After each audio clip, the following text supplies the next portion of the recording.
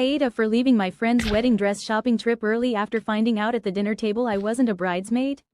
So I, 32F, have known this friend, 32F, since middle school.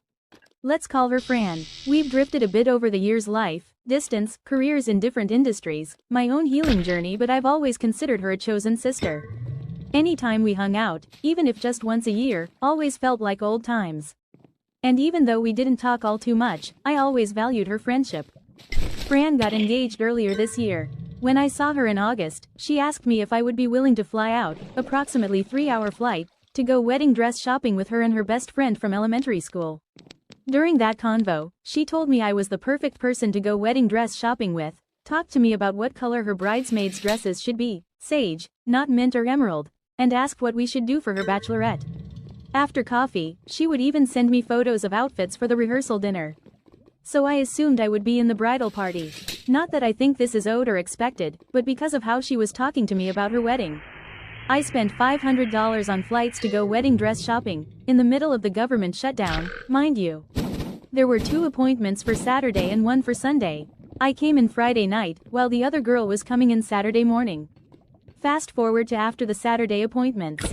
There's 7 of us, significant others, siblings. Her brother, at the pizza joint communal table, casually asks, "So what's your job in the wedding?" I assume you're a bridesmaid.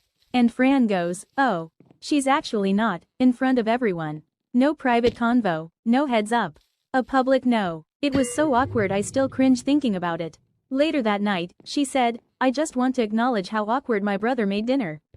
Newsflash, he didn't make it awkward.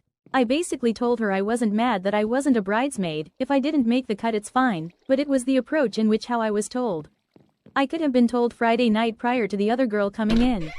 I could have been told Saturday morning when we spent the whole morning together.